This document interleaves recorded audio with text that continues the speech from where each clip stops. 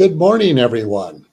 Thank you for joining us for the Spiritist Talk series promoted by the United States Spiritist Federation on Saturday mornings at 11 a.m. Eastern Time. The U.S. Spiritist Federation is committed to presenting Spiritism to everyone. Please support our efforts with a donation at www.spiritist.us or by scanning the QR code on screen. As a reminder, the U.S. Spiritist Federation has released a weekly virtual course called Initiation into Spiritism every Sunday morning at 11 a.m. East Coast time. Also, our Spiritist Talk series is celebrating 2 years of continuous presentations on this Monday, April 11th. We have over 100 presentations, so I hope all of you will find the time to view them all. They're well worth it. Today, we have our special guest, NAHUR FONSECA, whose topic is Immortality of the Soul, a Skeptic's Perspective. And now, let's welcome NAHUR FONSECA. Hi, how you doing, NAHUR? Thank you very much. Thank you for inviting me. And I'm very happy to be here online. We never know who is watching, so welcome everybody who woke up early today to tune in and learn a little more about Spiritism. Yes. All right. So before NAHUR shares his knowledge with us, let me introduce him more formally. NAHUR FONSECA is a collaborator within the youth spiritist movement, both in Brazil and the United States, since 2002.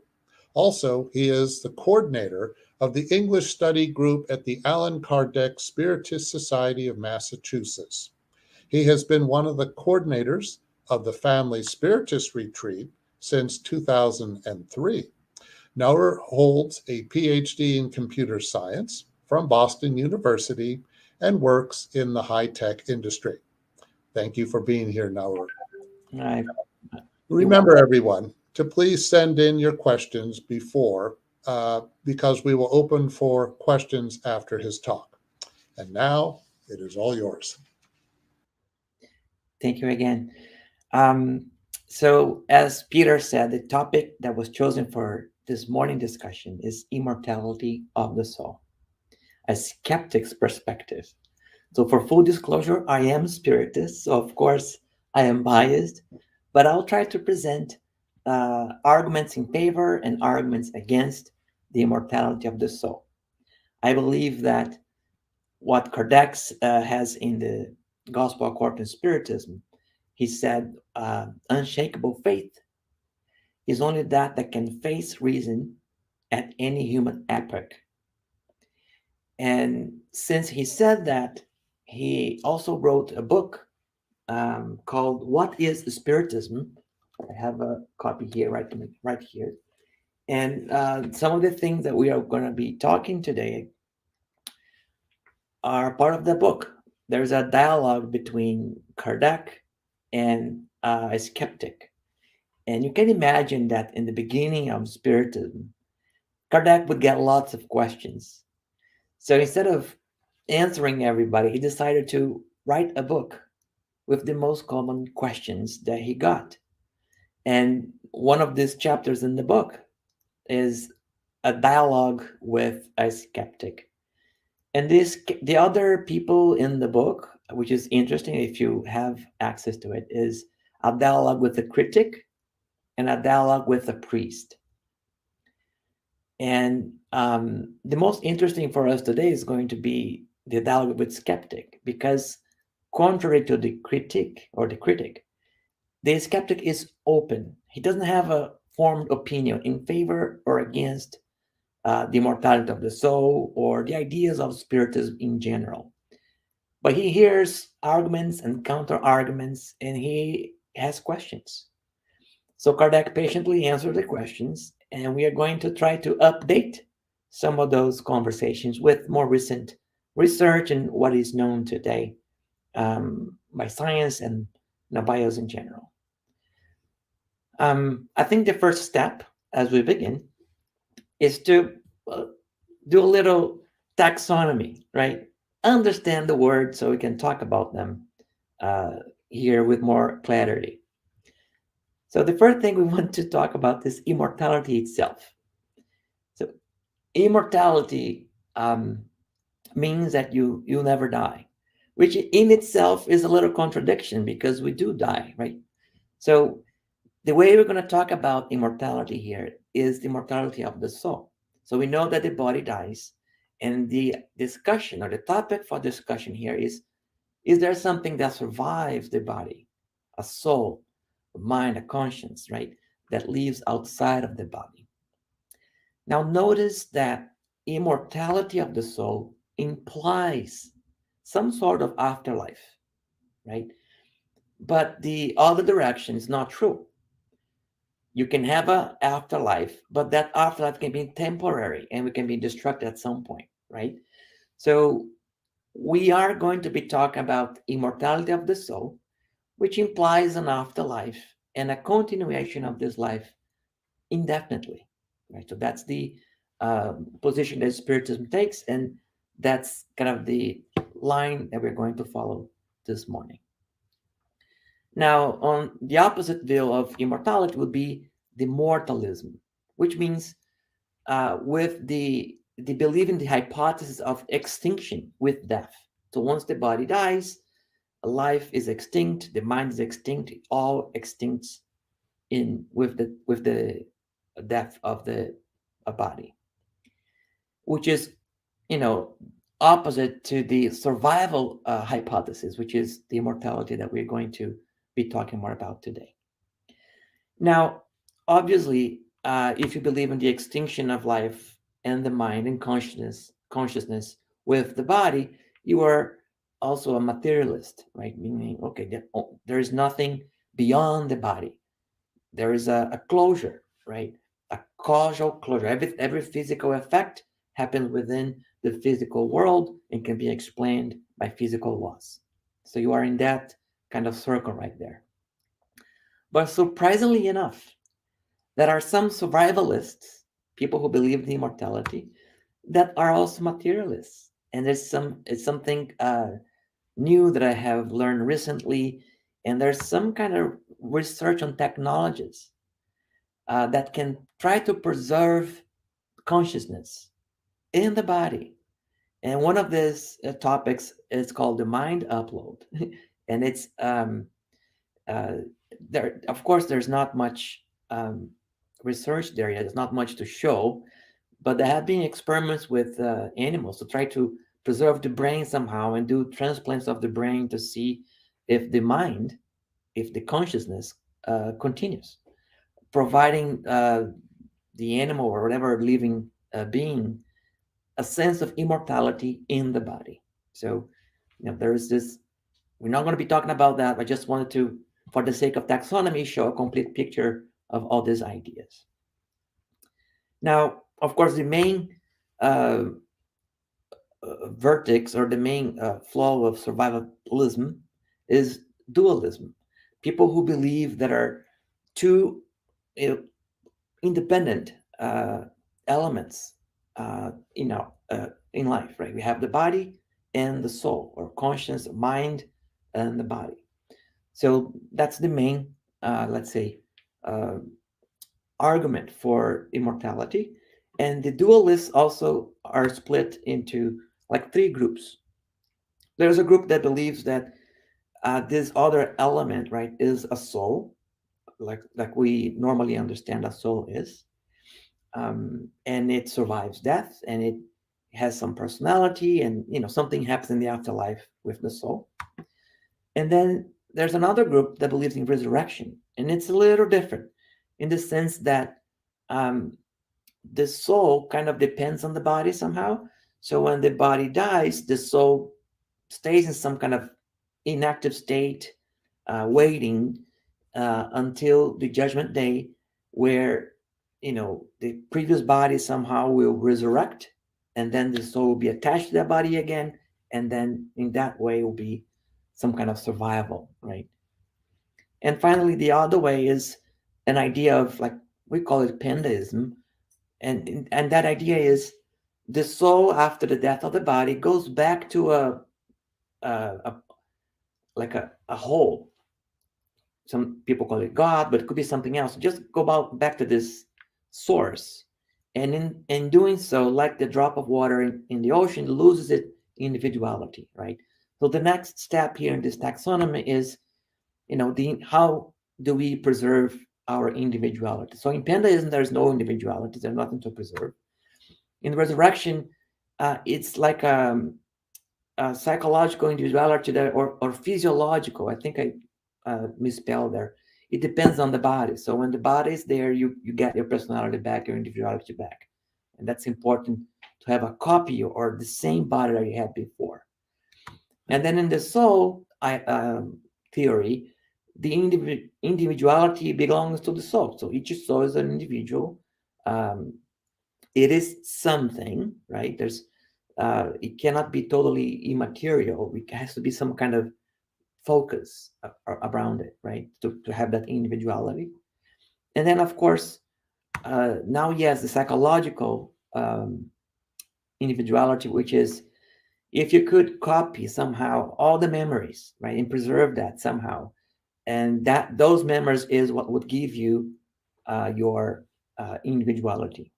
Okay. All right. So we kind of went very fast in this whole taxonomy. If you have any questions, start typing them, write them down, and so we can come back to this later. Let me just give it a moment for myself as well to see if there's anything else I'd like to bring forth.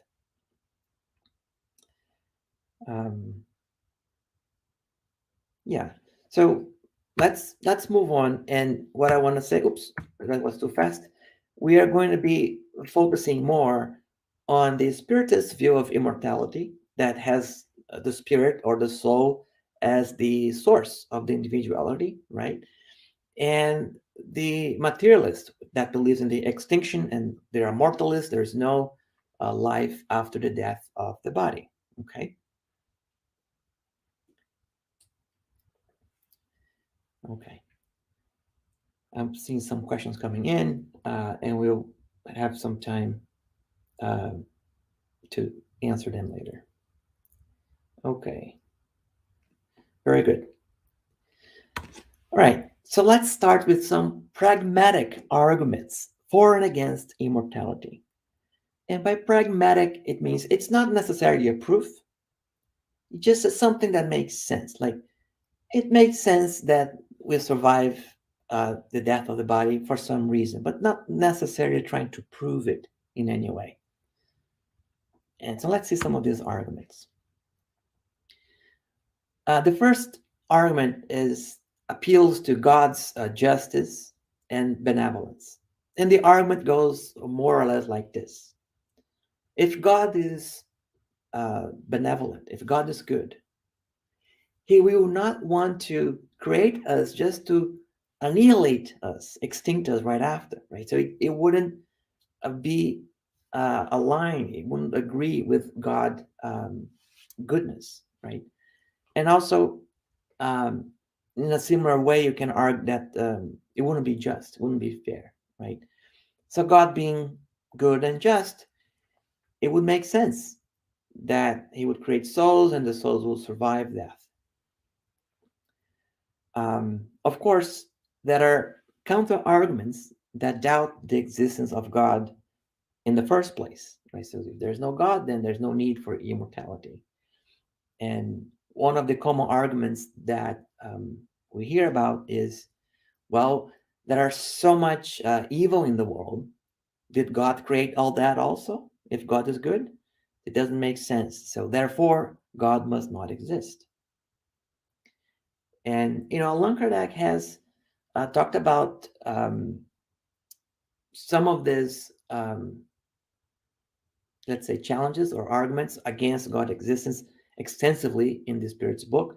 But I just wanted to bring about question 737 and the other questions around it, which is in the section of the law of destruction, right? And in the law of destruction, Kardec will inquire the spirits about why is it needed? Why does God allow these natural calamities to happen, right? Like hurricanes, earthquakes, all of this that cause a large amount of deaths and destruction and suffering, right? And in the spirit's answer, basically makes two points. I think one is it's necessary for the renewal of the world, so that we as a collective can make progress. We can learn. We can improve our technology, improve our civilization, and the way that we live. And in another sense, the spirits also put back the point of view beyond, extend the point of view beyond one single existence, right? If the soul is immortal, what's the meaning, or what's the importance of a single life, a few years, right? It will be so temporary, so short in comparison to the immortal soul, that if you're too attached to a single life, then this justice or benevolence gets distorted, and we need to look at the greater purpose of evolution and progress. That is all. There are all other laws of God. So that's kind of, there are more arguments, but that's just one I wanted to bring because it's common discussion that we have in our centers. Now, the second argument, pragmatic argument for immortality, or the belief in immortality, is Pascal's wagers. And this is well known, that I confess I didn't know it by this name, but it goes something like this, right? Let's say God exists, right? So what is the cost that I would pay if I did not believe in God, right? It might be a high cost, because God may punish me, and then I will go to eternal hell, right? That's how the argument goes. On the other hand, so if I think I may have skipped one argument. So one line is, if God does not exist, actually God exists, but I do not believe in God, I may be punished and go to eternal suffering, right? So that's a big cost, right? On the other hand, if I believe in God, but God does not exist, then there's no cost. There's no downside to it, right? So if you're going to be wrong, basically, it's better to err on the side of believing in God and it doesn't exist, than err on the side of you don't believe in God and it exists and it will punish you for not believing in it. Okay? I hope that's clear. It's a little, there's a negative there in the middle, so it makes the argument a little confusing sometimes. Now, so the argument is, it's better to believe than not, because there's no cost in believing in a God that does not exist. However, some skeptics, right, will raise the question, well, but there are so many gods. Which God should you believe? What if you believe in the wrong God and gets punished the same way? So it's really difficult. You need to believe in all gods. You need to attend every possible religion, right? So there is some fallacies, some holes in Pascal's wagers argument. Okay. And I'm getting a question. I think I have to answer some of this as we go, because we may not have time in the end. So a question that I got right now is, does Spiritism believe that if you do not believe in God, that you'll be punished, you'll suffer, right? And I think the short answer is no, right? The view of God from Spiritism is that God is good and just, but there may be consequences, right?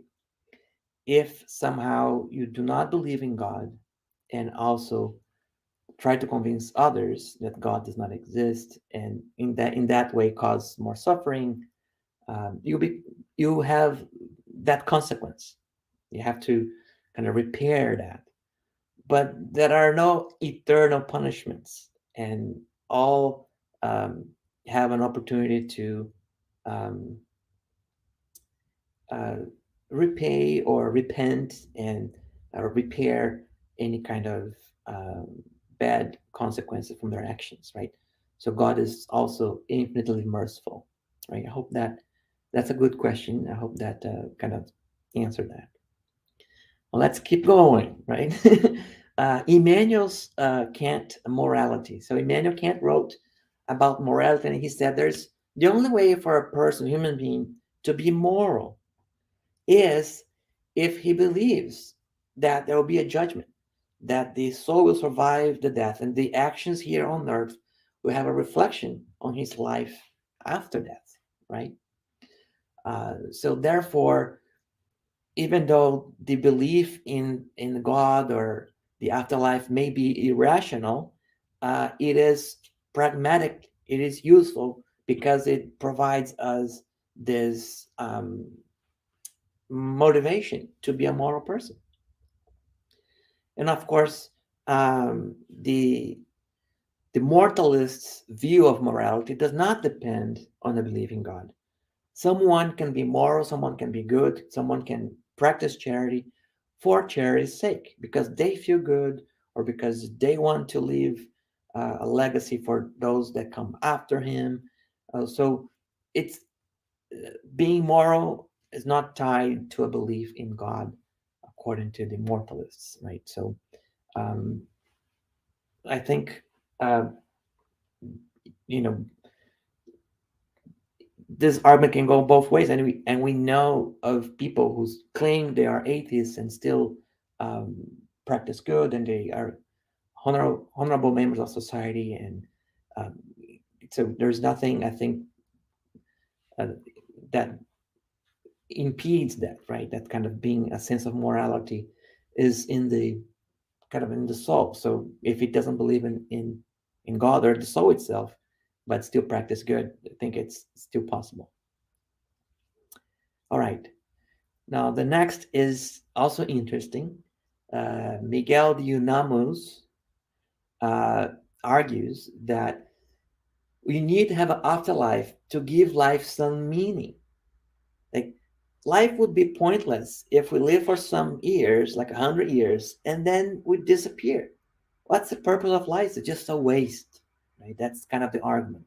So we need, it's practical, it's pragmatic, right? That life should continue after the death of the body. But others, like Heidegger and Wieland, they argue that, well, they use the same fact that life is short to give it more meaning, saying you need to enjoy or you need to use life wisely because it's a short period of time. It's going to expire, right? It's gonna not gonna last forever. So you need to do the best you can with the time you have, right? So I think it's a great argument too. And Williams, he has a different argument saying that, well, immortality would be so boring because they have all this time and what are you going to do, right? So God wouldn't allow something like this. So it kind of has a kick there, and I wanted to just compare that to the question 558 of the Spirit's book. um, Actually, I should read this one, but maybe I'll just recite it from memory what I remember. And the question is, Kardec asked the spirits, what is the mission? What is the occupation of the spirits in the afterlife? Right? They're just playing harps, right? They're just doing nothing, like Williams suppose. And the spirits' answer is that spirits, they are kind of the agents of God, so they are actively involved with the progress of humanity and many other tasks. You can see that the universe is very active, and the spirits being like a force of nature, they are involved in all this activity, right? So Kardec describes some of these occupations, some of the things that spirits do in the spiritual world. So it's interesting reading if you're interested. Like, I think question 558 and the following, we all talk about that topic. Finally, the fear of death is a good argument for immortality, because it would give people some hope, right? You don't need to be fearful, because there is going to be life after the death of the body. This is just a transition. So makes sense, right? Otherwise the fear of death would be too great to overcome, right? That's kind of the argument. Now, there's a Greek philosopher named Epicurus, right? He said, no, that's not needed. You don't need immortality to eliminate or reduce the fear of death. So the same way we do not fear whatever came before we were born, that we didn't exist, there's no reason to fear whatever comes after, because we won't feel a thing, right? We're going to be dead. So that's the argument that Epicurus have against immortality from a pragmatic perspective, right? So all of these arguments, what they have in common is the fact that a belief is beneficial does not make it true, right? So yes, it all makes sense. It doesn't violate logic. It's kind of okay, but it's not necessarily true. So what kind of experimental evidence, right, do we have in favor or against immortality? And that's kind of where we're going next. Again, I'm going to pause a little bit, see if there are any questions. If you want to post something, write something.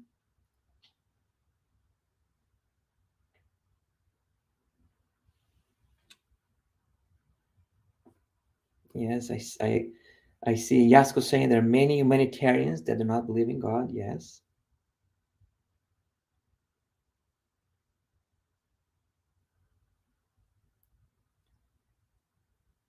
Okay. All right, so let's move on. Argumentative proofs for immortality and their challenges. So this still are not experiments, but they are arguments that try to prove immortality, right? So through reason, so more like a philosophical arguments, right? So let's see.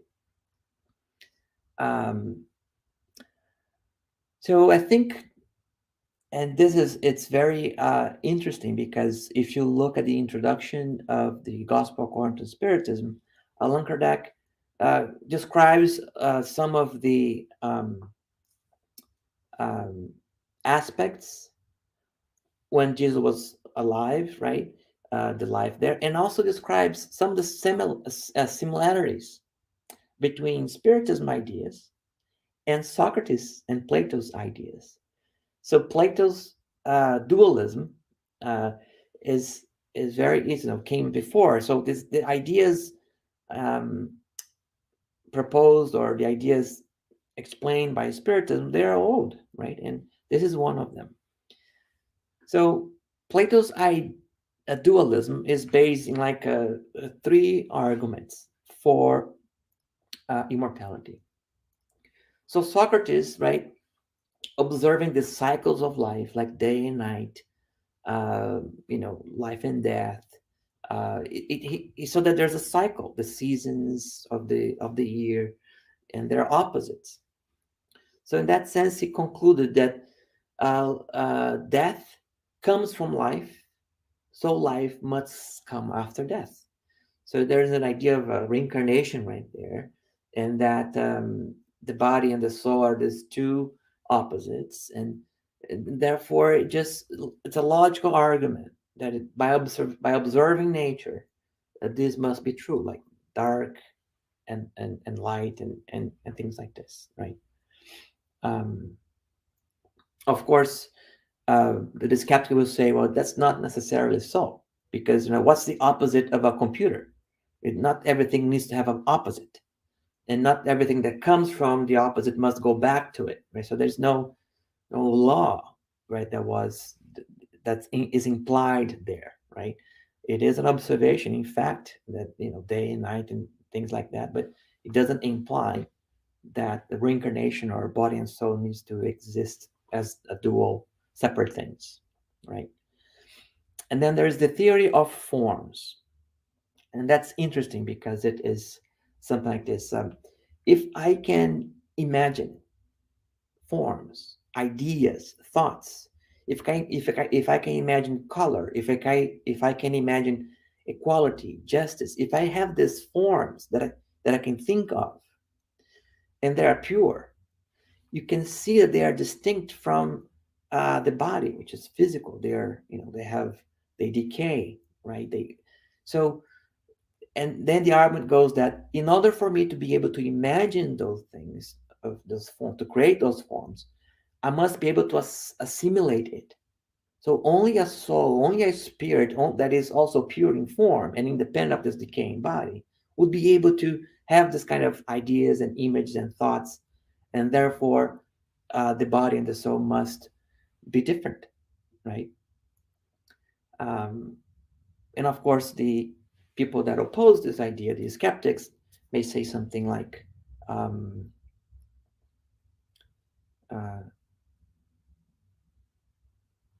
oops, I need to, oh, I had it and it disappeared.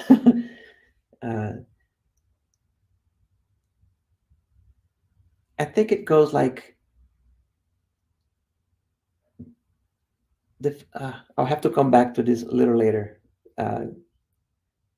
because I'm confusing with the next one here, with Descartes. So if I remember, I'll come back to it. Yeah, and finally, the other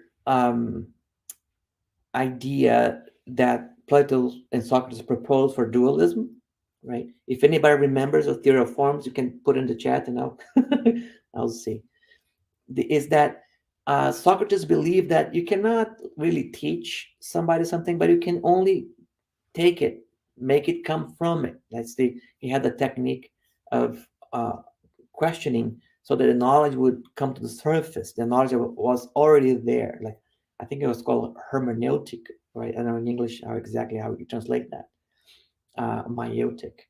And ideas like justice are innate to the soul. And as you ask questions, they come to that conclusion of what justice is, right? So these innate ideas was proof for Socrates and Plato that the soul had lived before. It already existed before, and therefore was independent of the body. So again, this dualism of body and soul, right? Now, Kardec also talks about innate ideas in the Spirit's book, questions 221 and following, and it's exactly that, right? So, whence come those abilities or ideas that the child demonstrates from an early age, and the spirits respond? Well, because they have lived before, they remember. And it's interesting that some children can remember if they were very proficient piano players, or you can see this all the time, and it's really hard to explain without this idea of a soul that lived before. But in the following questions, Kardec asks, and is it possible that someone that is very proficient in one area, like mathematics, in a following life, they may not remember that may be kind of blocked for the new incarnated soul? And the spirits say yes as well, especially if they have somehow misused that ability. They may have a reprieve in that life and not remember it, and sometimes it's like a punishment, but sometimes just like to give the freedom for the spirit to develop in another area, right? So there's very interesting questions that Kardec asked the spirits, and the reason I'm bringing these questions is that I don't want to leave it to the end, because it may kind of miss the connections here and there, but it's to see how, even though some of these arguments and counter-arguments, they make sense, Spiritism does not contradict in any way. It's not contradicted in any way by this point. So I want to throw it out there so you kind of build that kind of idea or confidence.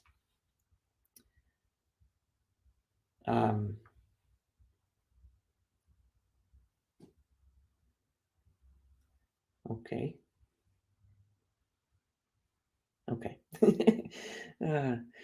Now,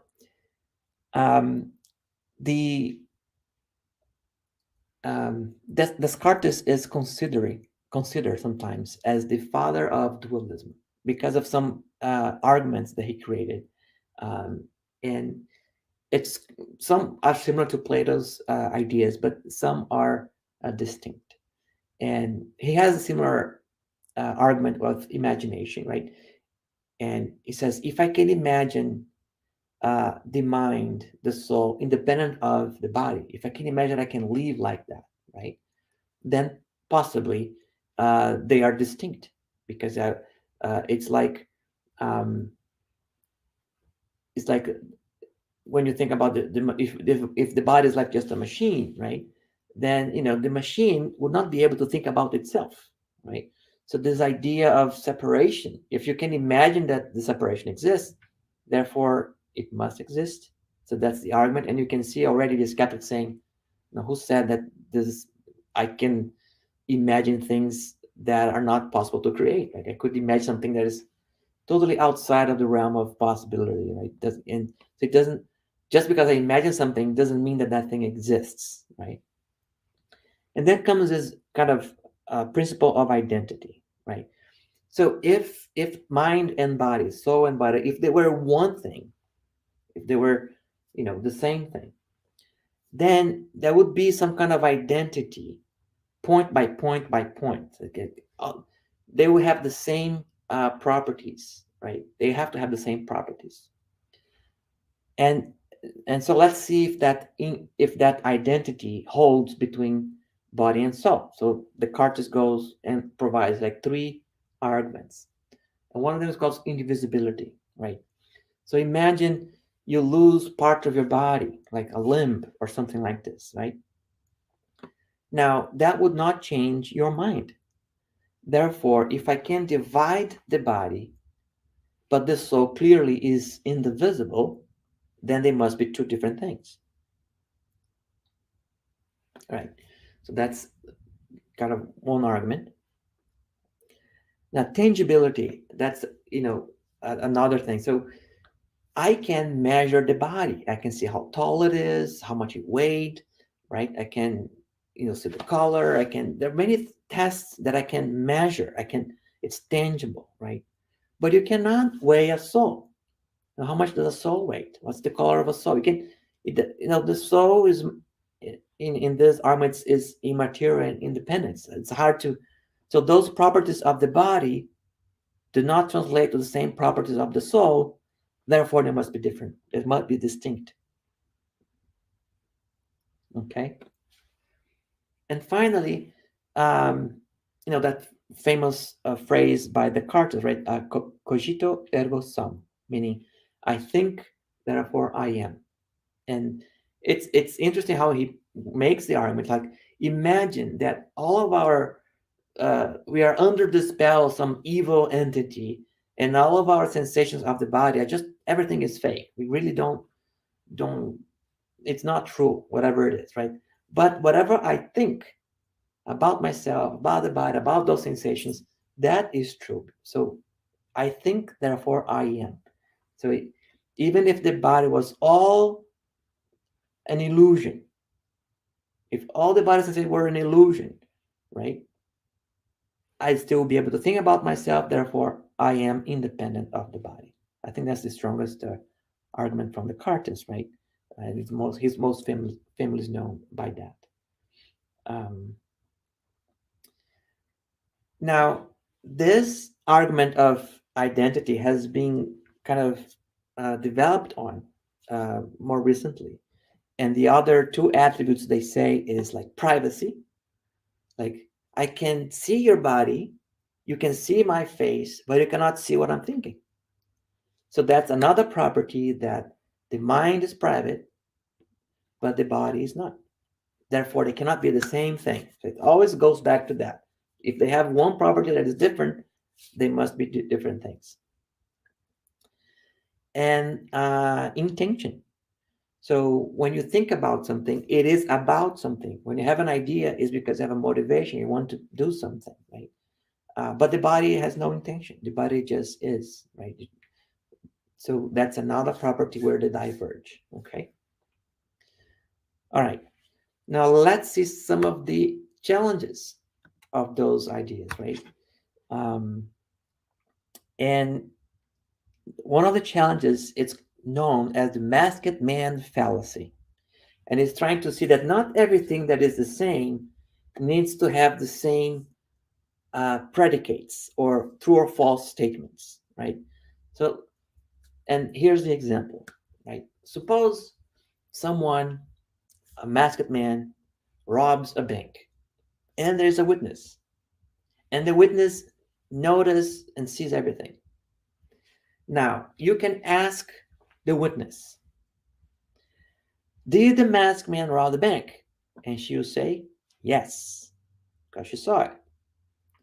Now, if you ask that same witness, did your father rob the bank? She may say no, because the man is masked, so she doesn't know the identity of the masked man. However, you know that that masked man could be her or his father. So in that sense, if the masked man is her father, she would still not know, so she would answer, yes, the masked man robbed the bank, and no, it's not my father. But now you have two predicates, two true or false statements that are different, even though in reality it is the same person. So that's the masked man fallacy. So if you go back to Descartes and more modern arguments, all of those differences does not mean that they are different identities, different things, independent things, but maybe just that we don't know everything there is to know about their relationships, right? So that's one of the arguments that skeptics will bring to those the identity kind of argument. And the other difficulty of dualism is if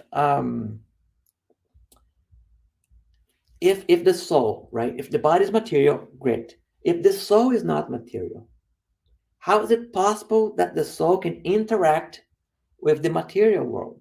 How can something immaterial interact with something that is material? So that's the argument. And I'll join that with the next one because it's similar.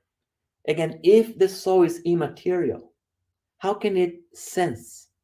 How can it have interactions with the world, not just the body, but with the world in general? It would be a very isolated life if the soul, the material soul, could not interact with other souls or anything else, right? So, you probably, if you're a spiritist, you're already saying, well, what about the perispirit? Exactly, right? So Allan Kardec has a whole question dedicated to this. It's an essay, the theoretical essay on sensations in spirits. And it's a long section, so I'm not going to read everything, but I wanted to at least begin, right? So that we can see this correlations, right? Or this how the spirit interacts with the body and maybe with other souls as well, right? So the body is the instrument of pain. If not its primary cause, at least its immediate cause. The soul has the perception of such pain, and this perception is the effect. So here's talking about the interaction between body and soul, like the sensations come from the body, goes to the soul. The memory that it preserves of pain can be very acute, but this does not imply any physical sensation. Just the memory of the pain, not the pain itself, like not the sensation itself. Actually, cold and heat cannot disorganize the soul's tissues, as soul can neither freeze nor burn. Every day, we not see the memory of or the concern about a physical ill producing its effects, even to the extent of causing death. Right here, I just remember an example um, of a man was put in a guillotine, right? But they never released the blade. They just threw water, uh, behind his back, his neck, and that was enough to cause his death, right? Because of the sensation, the fear, all of it. Um, so some people just for the memory of some kind of pain or disease, they will feel that affliction again, right? So in a sense, there's nothing physical about it, but for the spirit, the sensation is very acute still. Okay. Now we all know that individuals who have undergone an amputation feel pain in the limb that no longer exists. The limb is obviously neither the site nor the starting point of the pain. The brain itself has simply retained the impression. Likewise, we can assure there is something similar in the sufferings of spirits after death. And in that study of the perispirit, which plays such an important role in all spiritual phenomena, such as vaporous or tangible apparitions, in the state of the spirit at the moment of death, in the so frequent notion that it's still alive, in the frightening situation of suicides, in those who have undergone capital punishment, in those who have overindulged in material pleasures, and so many other facts have shed light on this question, providing the explanation that we are presenting here in summary. So here Kardec is talking about all the interviews he did with spirits that reported sensations, memories of tragic events like suicides or tragic deaths or capital punishments, right? Or even like heat and cold that he said before. So spirits reporting those sensations, even though they don't have a physical body anymore. So it's all kind of preserved somehow, or in the perispirit, in the memories that the spirit kept. Okay, so yes, again, there are some arguments that I mentioned before that are incomplete in the sense that you know a deeper study of the perispirit would have make it more clear. Okay. All right. A small digression. So now, those were more argumentative proofs, like from reason, from logic alone. But now we're going to go to more experimental proofs. And before we do that, I wanted to do a small digression.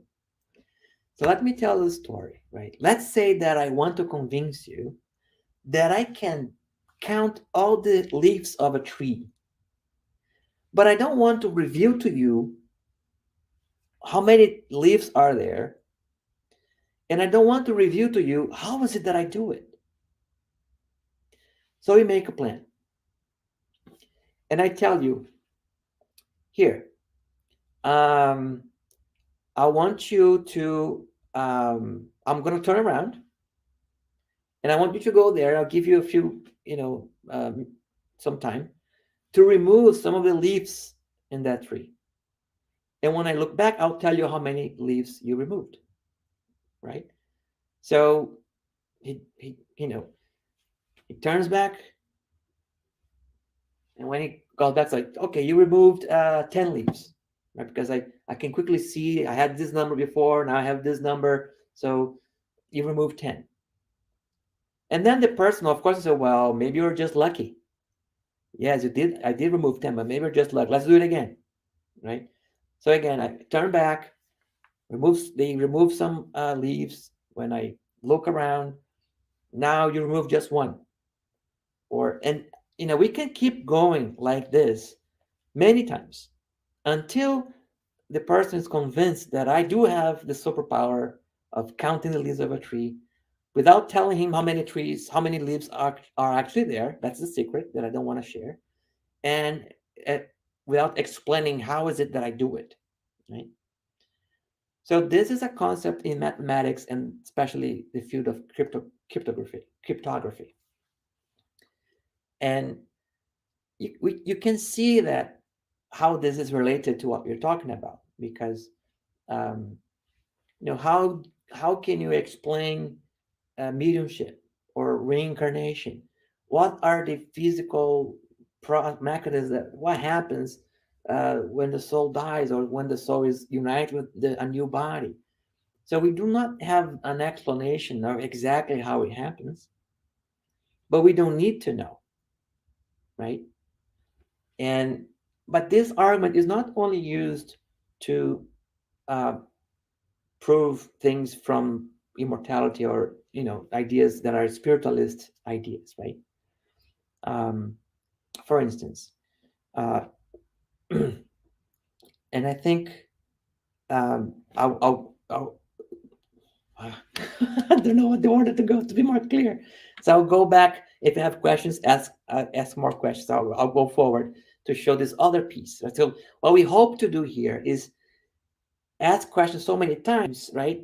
Or repeat this process so many times as we build a case that, okay, then it must be true. You must have the superpower. You must know what you're doing.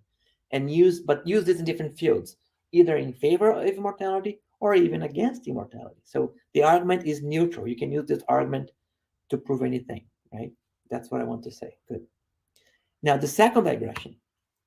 You may have heard this phrase before, that correlation is not causation. And this picture illustrates it, right? So when you have sunburn because you're being exposed to the sun, you may want to have some ice cream, right? So that's you're hot, you want ice cream. Now, but there's no causation there, just a correlation. It just happens so. The causation is the hot sun. It's a dry, hot, sunny summer weather. It causes both you to have sunburn and maybe the ice cream to melt, right?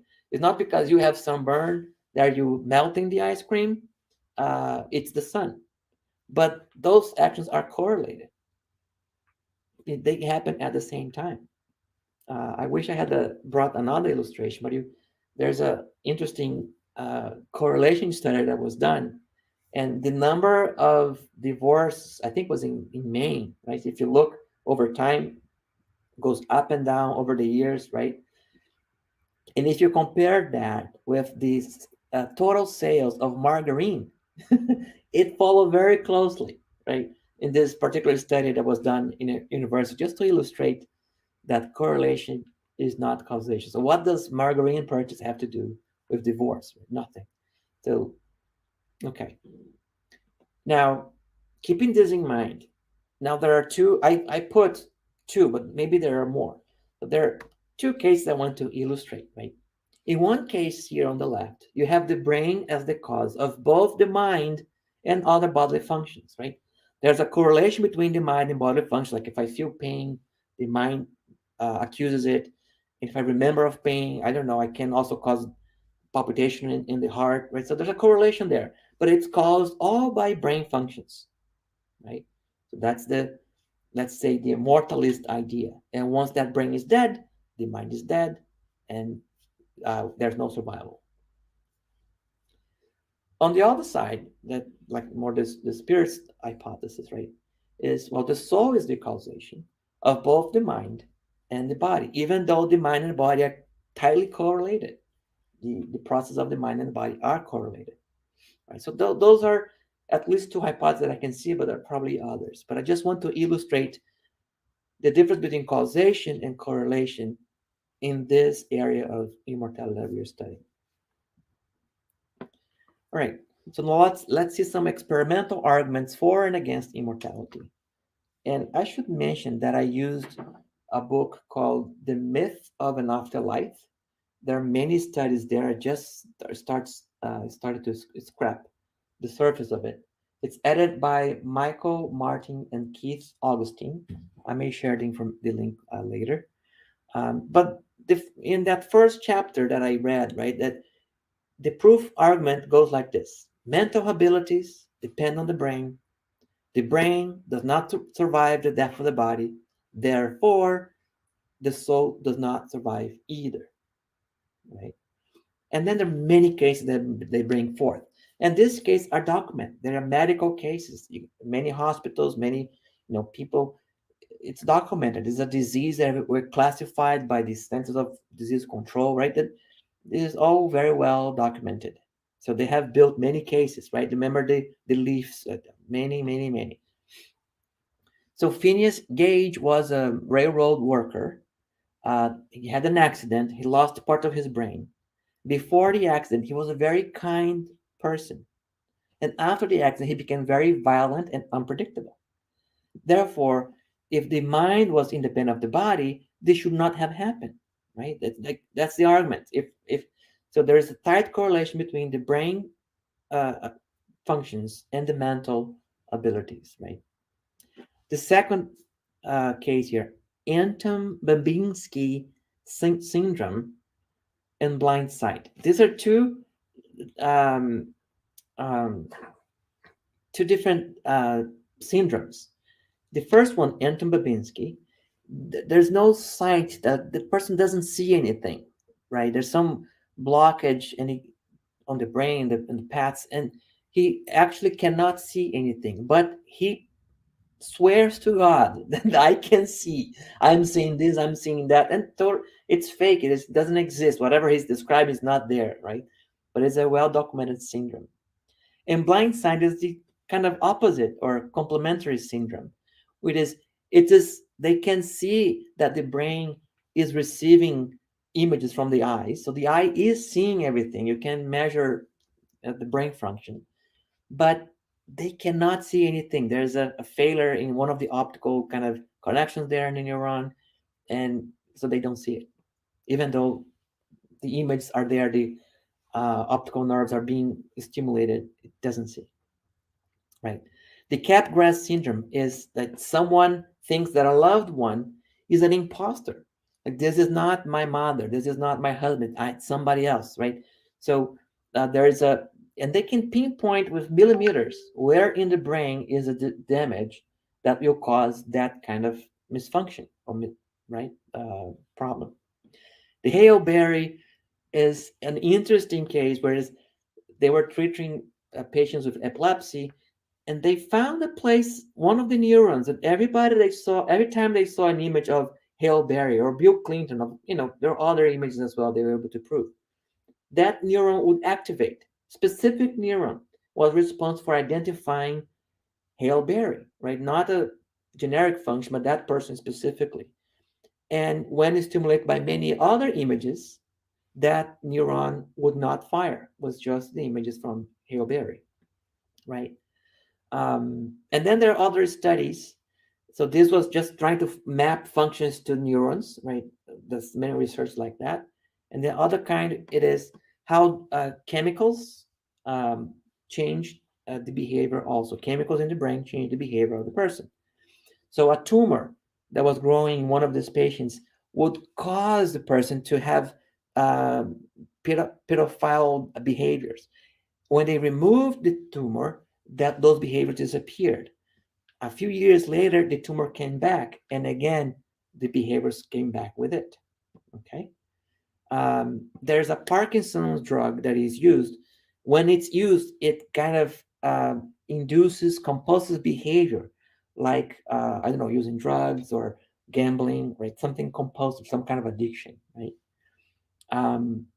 Alzheimer. The argument in Alzheimer's is you can see that the person is losing his memory, the personality, right?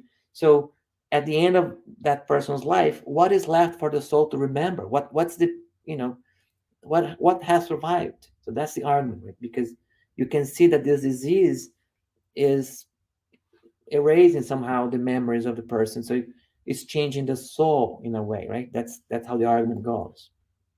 And another interesting one is they can see how the brain of the child changes, right, as they are growing. and which makes it very easy in the beginning to learn new languages, because the brain, the neurons are so plastic.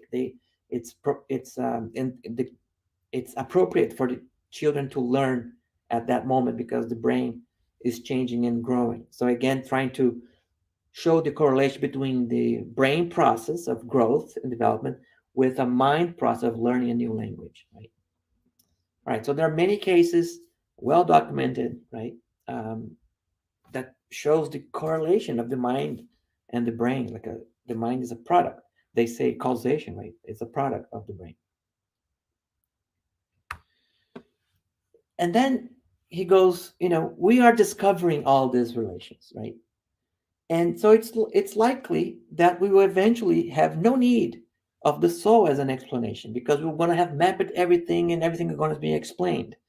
Just like in the 1300s, people used to assign the cause of the bubonic plague to some kind of demonic influence, right? And in fact, after they studied it, they found out it's just a bacteria that causes the bubonic plague. So science has cured us of this mistake, erroneous understanding, and it will continue to do so in these other areas of metaphysics or spiritualism, right? So that's the argument. Now, I just wanted to show again another question of the Spirit's book that shows that relationship between the body and the soul, right? And the question is, what is the situation of the spirit in the state of insanity? Right? The brain somehow is defective, right? When freed from the body, the spirit receives impressions directly and directly exerts its action upon matter. Once incarnated, however, it finds itself in completely different conditions and in need of acting with the help of special organs. If one part or a group of these organs is altered, the spirit's actions are interrupted. Defective eyes cause blindness, defective ears cause deafness, etc. Now imagine that the organ presiding over the manifestation of intelligence and will is partially or entirely damaged or modified, and you easily understand that the use of such an incomplete or distorted organ will result in an affliction that the spirit is fully aware of, but whose course it is powerless to deter. So it's kind of that argument that, when you play a violin, you can be a great player, but if the violin is defective, it's not going to play as well, right? So it's a similar argument. But the surprising thing is that then it is always the body and not the spirit that is dysfunctional. Yes, but you must not lose sight of the fact that just as a spirit acts upon matter, matter reacts upon the spirit to a certain degree. Hence, a spirit may find itself momentarily controlled by the alteration of its organs, through which it manifests and receives various impressions. It may happen that with time, and after the insanity has lasted quite a while, the repetition of the same acts end up exerting on the spirit an influence from which it will not be freed until its complete separation from every material effect. So this is saying that the state of insanity of the spirit may continue after death because of that repeated interaction, body and soul, and that will take some time. Right? So Kardec is saying that the spirit is not so independent of the matter, in the sense that there is some effects, lasting effects after death. So I just wanted to bring it to to this context. All right. And there's another thing that he said about the children. What is the usefulness of a spirit having to go through childhood? And Kardec said, a spirit incarnates in order to perfect itself. During childhood, it is more accessible to the impressions it receives, and which may assist in its progress. Persons in charge of its education should contribute towards its goal. So this is saying, yes, the brain of a child is still developing, and that's designed so that the spirit in a new life can learn and kind of redeem and progress. Otherwise, it will be harder to do so, right? So I thought it was appropriate to share this piece from the Spirit's book, given the context that we just saw. All right. So if we have all this correlation, right? It's so documented so well. What do you need to show that the mind is independent, right? So you have to show some manifestation of the mind outside of the body. If one can demonstrate that the mind can function outside of the brain, outside the body, then it must be independent, right? And there are many phenomena, right, that can or suggest, right, this independence. Reincarnation, for instance, right? How come a second person, right, another body, claimed to be a previous person, right? Well, there must be some continuity, right? So I think reincarnation go hand in hand with the dualism hypothesis, because there's something independent of the body because I have two bodies and the same mind or the same spirit, right? What are the experiments, what are the evidence that people run or do to prove reincarnation? There's a regression of memory or hypnosis, right? And there are also children who remember memories from previous lives, right? And I'm a little worried, Peter, because I think I'm running out of time. But can you just tell me how much time we still have here? I'm sorry.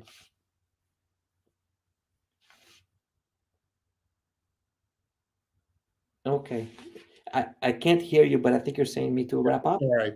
Yeah. Nauru, we do need to wrap up pretty soon. So maybe Okay. 2 or 3 more minutes. All right.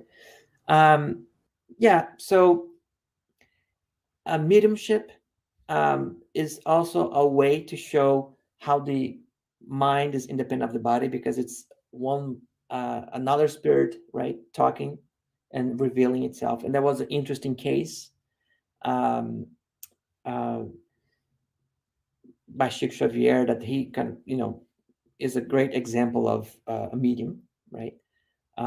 Near-death experiments is a way of demonstrating the independence of the body, because during that moment where the body is dead, the soul continues describing experiences outside of the body, places that they go, people that they see, operations that were made to him, the objects that were used, right? So he can describe, he comes back from that death experience and describes things that happened to it.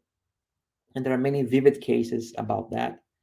And out-of-body experiences. Ernesto Bozano is an Italian researcher, and he studied the spectrum of out-of-body experience, beginning with the limb, people who lose limbs, that limb sensation, right?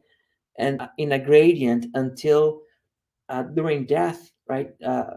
Sensitives, and sometimes not even sensitives, just people with normal sight can see a ethereal body kind of freeing up from the physical body. So they say they see the two bodies, right? But again, the dualist hypothesis, right? It's the out of body experience. They see that as the person is dying, right? Those are kind of visual effects. And sometimes, an interesting case here, the person was sleeping, he saw himself outside of the body, and a fire started in his bedroom. So his double, right, his spirit, went to his mother's bedroom, woke her up so she could come and rescue him. The physical. So these are one of the cases described by Ernesto Bozano, right? So in conclusion, in that dialogue between the skeptic and Kardec, he says that Spiritism is a matter of personal belief that cannot depend on the vote of an assembly. What does that mean? If we were waiting for science to one day decide in a vote, yes, Spiritism is true, that may not convince people. That may not be enough to convince people still, even if an assembly of scientists said, yeah, this is all true, because it is an intimate decision, a personal decision, right? And there are also Bezerra de Menezes kind of rebuttal. There was a rebuttal. There was a skeptic challenging him in one of the centers, right? And then he said, I want to debate you, to talk about all these mediums that were exposed as frauds and all this and all that.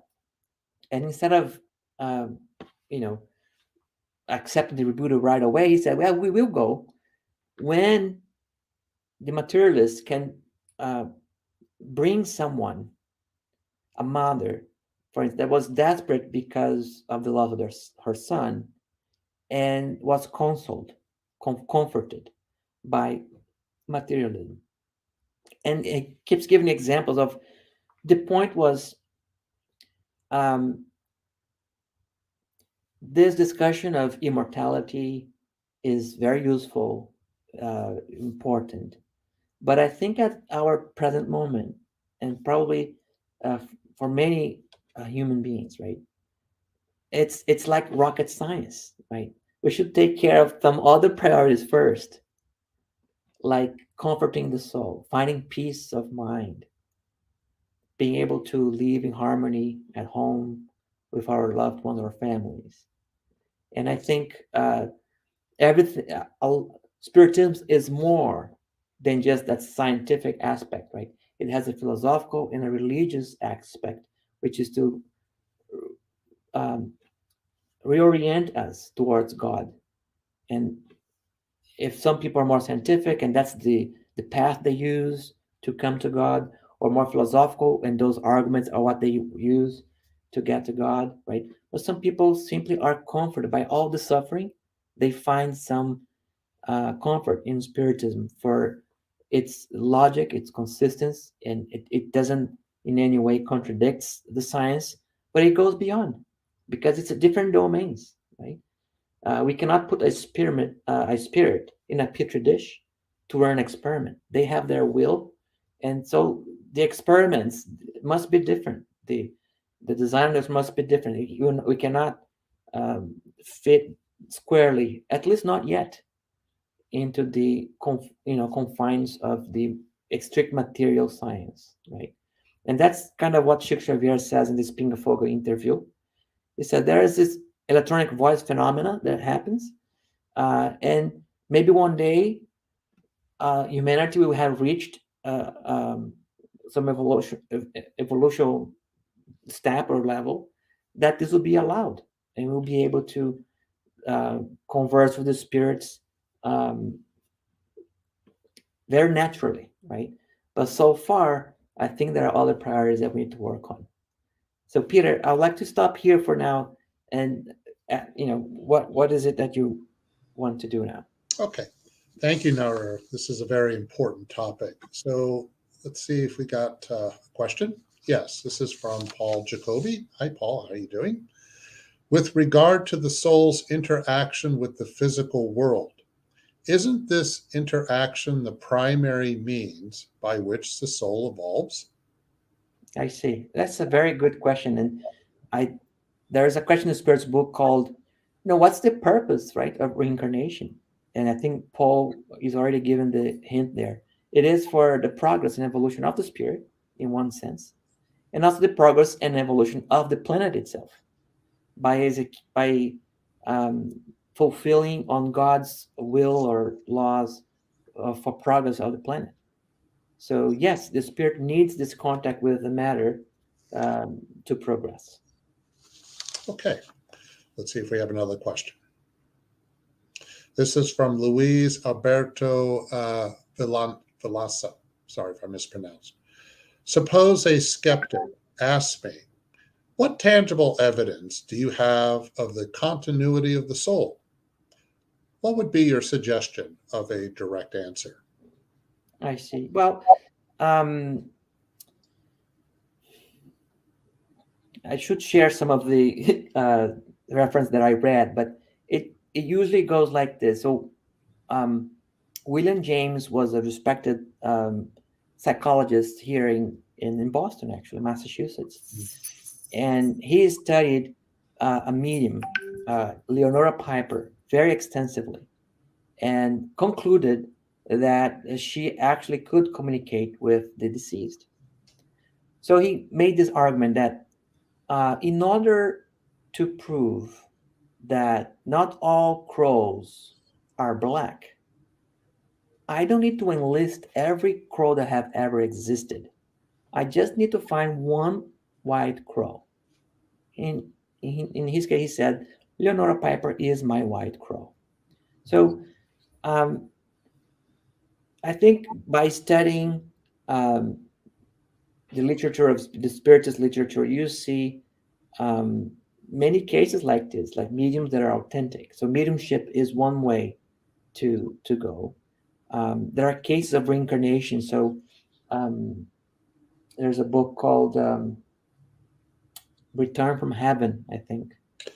There is a book called Proof of Heaven by Eben Alexander, yeah, the neurosurgeon. Yeah, and that the cases are so evident, right? So kind of there's so many details, right? That is the simple explanation would be like reincarnation, and that implies the continuity of the soul, right? Mm-hmm. So it's really a matter of getting closer and curious and studying Spiritism and also these other more recent publications. Mm-hmm. Okay, let's see if we have another question. This is from Yasko Arakawa.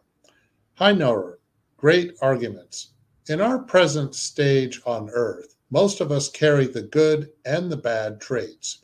Thus, the brain's lesions would cause an imbalance in the functions of the various areas before in harmonious balance, resulting in change in quality of behavior. I wonder if the physical damage happens to a more morally evolved person's, the personality would not be affected. I see. Well, that's a good question. I think what the skeptical would say is that there are specific areas in the brain, right, that are responsible for different functions. So you can find a function that inhibits a bad behavior, so the person becomes better, and maybe there's another part that affects a function for good behavior, and then the person becomes more erratic, more violent. I think that would be their argument. But I think what you're saying is, could a very evolved spirit suppress any limitations from the brain if the brain is damaged? And I don't know, right? In the conscious state, probably not. But we know that when we sleep, right, when we lower our awareness, our consciousness, the spirit is free again, and in that state, he would have his full access to his full potential again, right? So maybe there's some way there, and it's interesting because that's another way. There's a book called The Phantasms of the Living that is about communication of living spirits, showing that you don't need to be dead. A living spirit can communicate, showing that that mind is independent of the body too. Right? So that's interesting, kind of a experiments or studies that were made. An experience like that might be a trial too. It's an interesting. That's right. Question. Yeah. Okay, I think we have one last question. From the United States Spiritist Federation, must we have empirical evidence for everything that comprises our existence? I don't know. What do you think? I think if a normal person, right, and we experience this every day, and I heard this argument, it's so brilliant. When we fly in an airplane, that's a huge act of faith, right? To go in an airplane thousands and thousands of feet above ground without fear, right? That's an incredible act of faith. But it's based on some experiments, right? Some experience, like I have seen so many flights go and people say that it's safer than driving a car. So I think the argument that Kardec made in the beginning, right, that we want to be able to face reason. We don't want to have a blind faith. So I think some degree of evidence, right, is recommended for everything we do. Otherwise, it would be this kind of blind faith that can cause a lot of harm. Right. And we could acknowledge the difference between when we do have evidence for something and when we don't at the moment, and maybe we will in the future. Yeah. Yeah, I think that was the position from Sheikh Xavier. I think of, Yeah. when the humanity has evolved enough, right, Mhm. then this will be more natural. Right. Okay. Thanks, NAHUR. You're And welcome. thank you, everyone who has watched this live. And we thank all of you who have been following our weekly talks. And once again, thank you for supporting our efforts with a donation at our website or by scanning the QR code when it's available. There we are. By the way, there's a lot of activities that the U.S. Spiritist Federation carries out, especially with the publication of books that do require funds for this purpose, which is intended to help with the dissemination of Spiritism. Okay, so next Saturday, April 16th at 11 a.m., we will have Yasko Arakawa, and the theme will be Jesus's miracles or psychosomatic healings, resilience as a psychotherapeutic tool. And now, before we end our live, NAHUR, can you please say our final prayer? Of course. Thank you, everyone, and have a great weekend. So let's all take some deep breaths.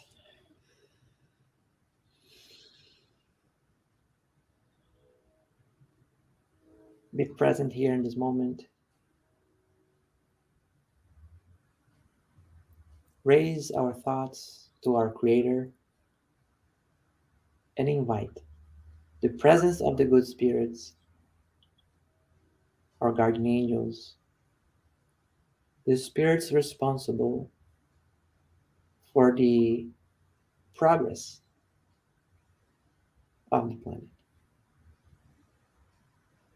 Now let's pray that we may find in our lives the opportunity to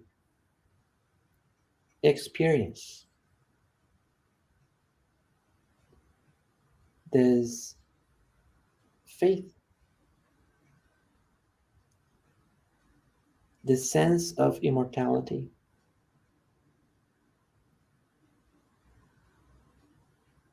and that it may be strong and grounded, so that we may not have doubts. And may that knowledge allow us to express our best qualities of humanity.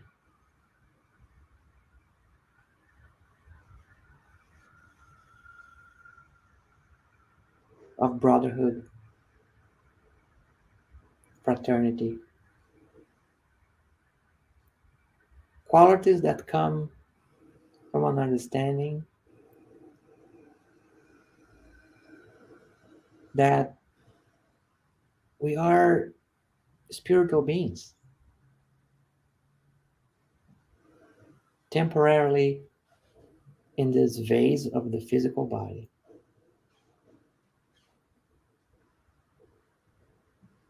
And our mission here is to learn how to love one another.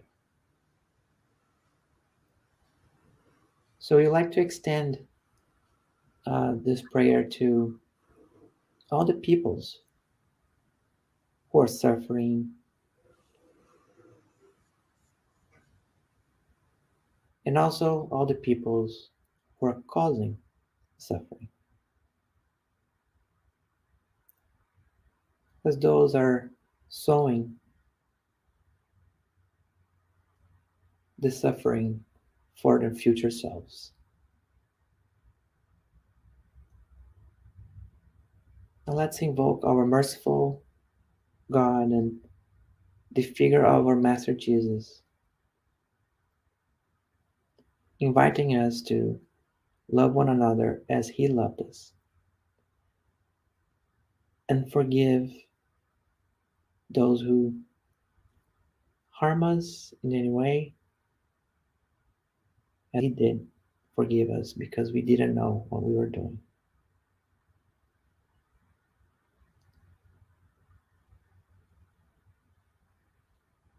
We are very grateful for the opportunity, and we ask that Jesus may bless our days, our weekends, and that we may meet once more in the future with this enlightening work of bringing Spiritism ideas to the world. And so be it.